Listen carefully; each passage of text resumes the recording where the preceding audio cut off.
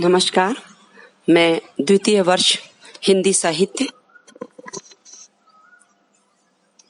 प्रथम प्रश्न पत्र रीतिकालीन काव्य पर आज व्याख्यान देने जा रही हूँ। रीतिकालीन साहित्य के अध्ययन के पश्चात आज हम रीतिकालीन काव्य का अध्ययन प्रारंभ करेंगे। रीतिकालीन काव्य आपकी पाठ्य पुस्तक का नाम है, जो कोटा विश्वविद्यालय कोटा द्वारा आपके प्रथम प्रश्न पत्र के लिए निर्धारित की गई है। इस पुस्तक में 5 कवि रचनाएं संकलित की गई हैं। केशवदास, बिहारी, घनानंद, भूषण, सूर्यमल मिश्रण। आज हम सर्वप्रथम रीतिबद्ध कवि आचार्य केशवदास पर चर्चा करेंगे। आपकी पुस्तक का प्रथम अध्याय केशवदास है।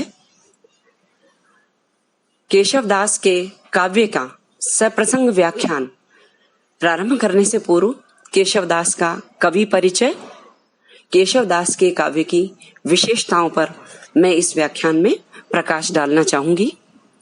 कवि केशवदास का जन्म विक्रम संवत 1612 में और मृत्यु विक्रम संवत 1674 में हुई थी।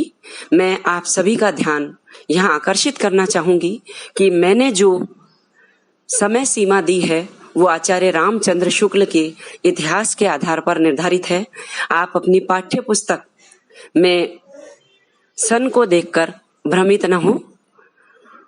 इनका जन्म स्थान ओरछा नगर मध्य प्रदेश था और इनके पूर्वज संस्कृत के प्रकांड पंडित थे और राजाश्रय में, ओरछा नरेश के राजाश्रय में लंबे समय से इनके पूर्वज रहे थे।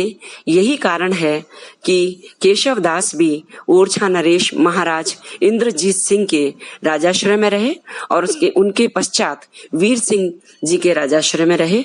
उनके दरबार में इनका बहुत सम्मान हुआ। वे इंद्रजीत सिंह के मित्र भी थे, राजगुरु भी थे और राजकवि भी थे। अत्यधिक सम्मान प्राप्त होने के कारण अपने जीवन का अधिकांश समय इंद्रजीत सिंह और वीर सिंह के राजाश्रय में आपने बिताया। संस्कृत के प्रकांड पंडित पूर्वजों की इस परंपरा के कारण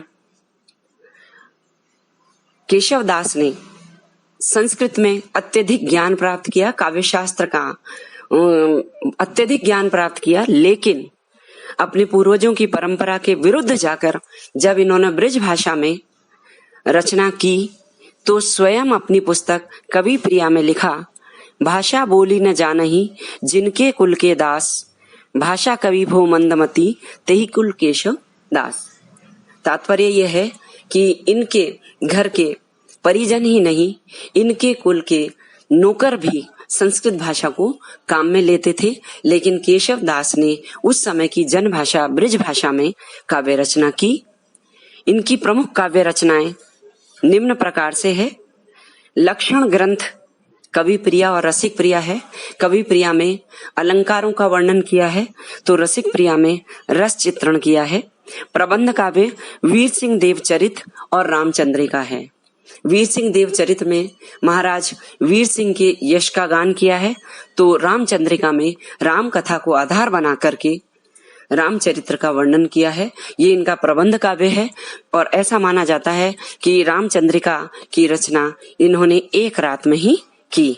मुक्तक काव्य के अंतर्गत विज्ञान गीता, रतन बावनी, जहांगीर जस चंद्रिका और कुछ विद्वान नक्श को मानते हैं। अब परिचय के पश्चात मैं केशवदास की काव्यगत विशेषताओं पर प्रकाश डाल रही हूँ।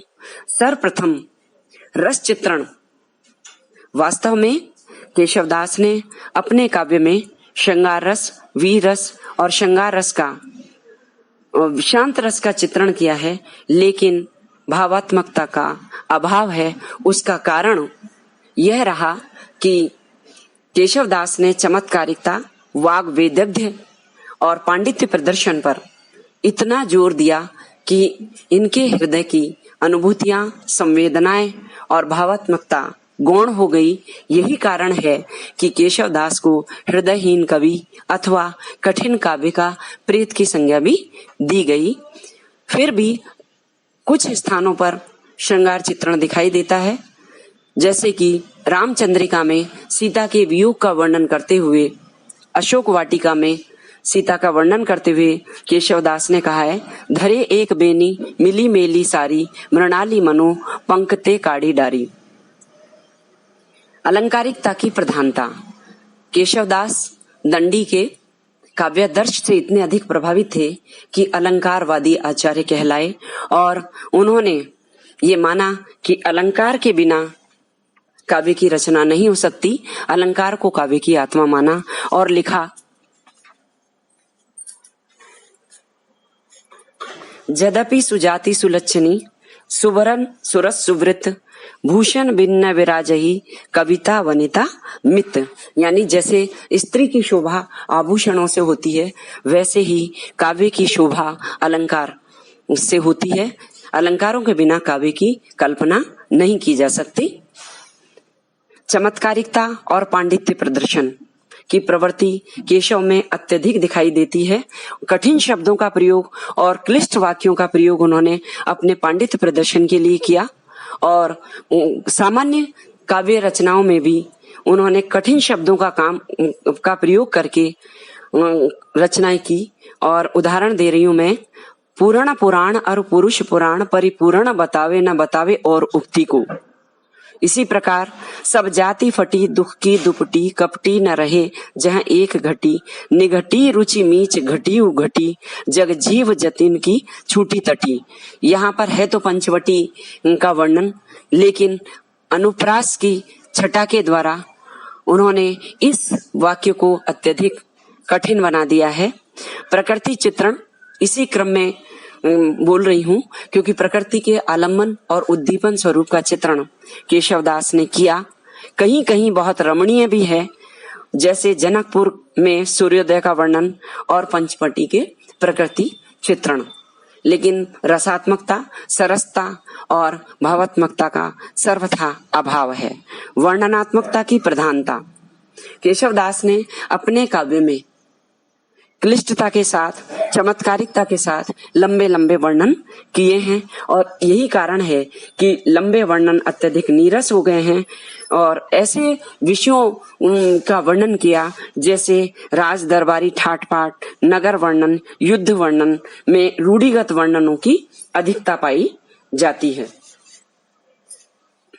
आश्रयदाताओं की प्रशंसा।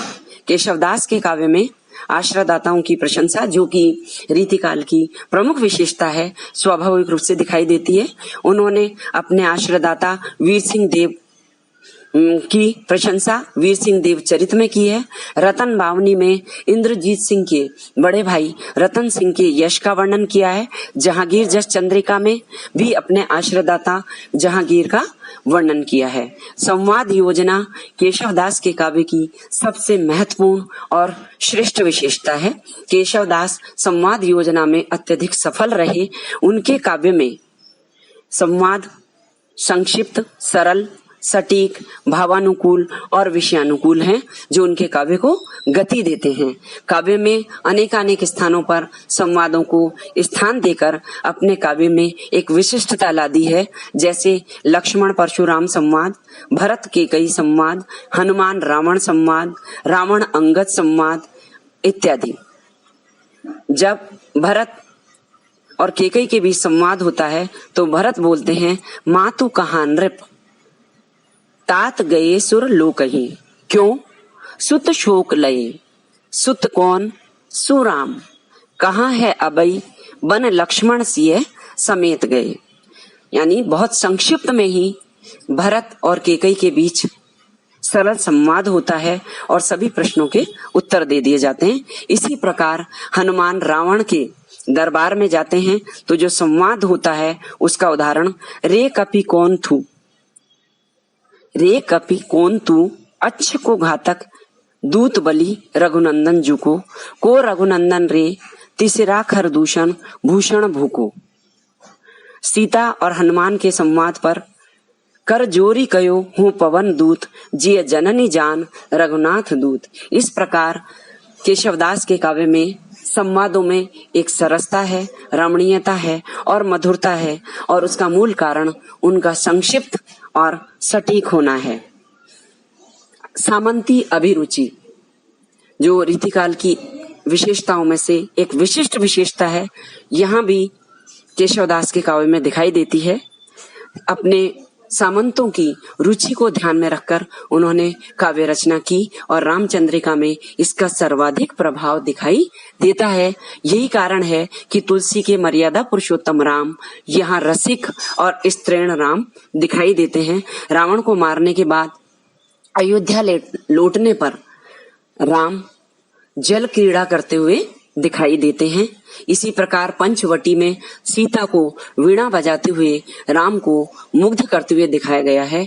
इस प्रकार सामंती अभिरुचि केशवदास के काव्य में स्पष्ट दिखाई देती है। भाषा, केशवदास की भाषा ब्रज भाषा थी और ब्रज भाषा में वो माधुर्य, वो सरलता यहाँ हमें दिखाई नहीं देती है, वरन भाषा दुरूह और चमत्कारिता पूर्ण दिखाई देती है। शब्द चमत्कार और उक्ति वैचित्र के अत्यधिक प्रयोग के कारण उनकी भाषा बहुत कठिन हो गई है।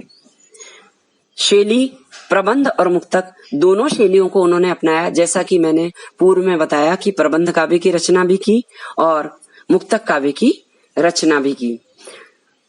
अलंकारिकता जो उनकी विशिष्टता है, उन्होंने दंडी के काव्यादर्श से प्रभावित होकर अनेकानेक अलंकारों की झड़ी अपने काव्य में लगा दी। यमक, श्लेष, अनुप्रास के साथ उत्प्रेक्षा, संदेह, विरोधाभास की प्रधानता यहाँ दिखाई देती है। अनुप्रास का उदाहरण मैं दे रही हूँ। तोरी सरासन शंकर को शुभ सिय स्वयंवर मांझवरी, दर्शन देत जिन्हें दर्शन समझे ने, यमक का उदाहरण है। छंद वैविध्य यहाँ अत्यधिक दिखाई देता है। अनेक प्रकार के छंदों का प्रयोग केशवदास ने किया, जिसमें मुख्य रूप से धनाक्षरी, दंडक, कवित्त, सवैया, छप्पय और कुंडलिया। आपकी पाठ्य पुस्तक में संकलित कुंडलिया का उदाहरण, टूटे टूटन हार तरु वायु दीजे दोष, त्यों अब हर के धनुष को हम पर कीजत रोष, हम पर कीजत रोष काल गति जानी न जाए, होन हार वही रहे मिटे मेटी न मिटाई। इस प्रकार केशवदास के काव्य की प्रमुख विशेषताओं पर मैंने प्रकाश डाला है और निश्चित रूप से केशवदास काव्य रचना या एक सफल कवि के रूप में हमें यहाँ दिखाई नहीं देते, लेकिन फिर भी रीतिबद्ध काव्य के आचार्यों में उनका इस महत्वपूर्ण स्थान है। चिंतामणि को यद्यपि केशव दास की तुलना में रीतिकाल का प्रवर्तक माना जाता है, लेकिन प्रवर्तक के साथ साथ चिंतामणि कहीं भी केशवदास की तुलना में श्रेष्ठ नजर नहीं आते हैं। उसका कारण है कि काव्य के शास्त्रीय स्वरूप को ग्रहण कर लक्षण उदाहरण की परंपरा जो केशवदास ने स्थापित की वो महत्वपूर्ण है। रीति काव्य के प्रति एक विशिष्ट मानसिक वातावरण को स्थापित करने में केशवदास का स्थान चिंतामणि से भी ज्यादा उच्च दिखाई देता है और ब्रज भाषा में रीति काव्य की प्रवृत्ति को सम्मानजनक स्थान पर स्थापित करने में केशवदास ने महत्वपूर्ण योगदान दिया। इस प्रकार रीतिकालीन काव्य की विशेषताओं में केशवदास के काव्य की विशेषताएं अपना महत्वपूर्ण स्थान रखती है और रीतिकाल में केशवदास के योगदान को नहीं भुलाया जा सकता। धन्यवाद।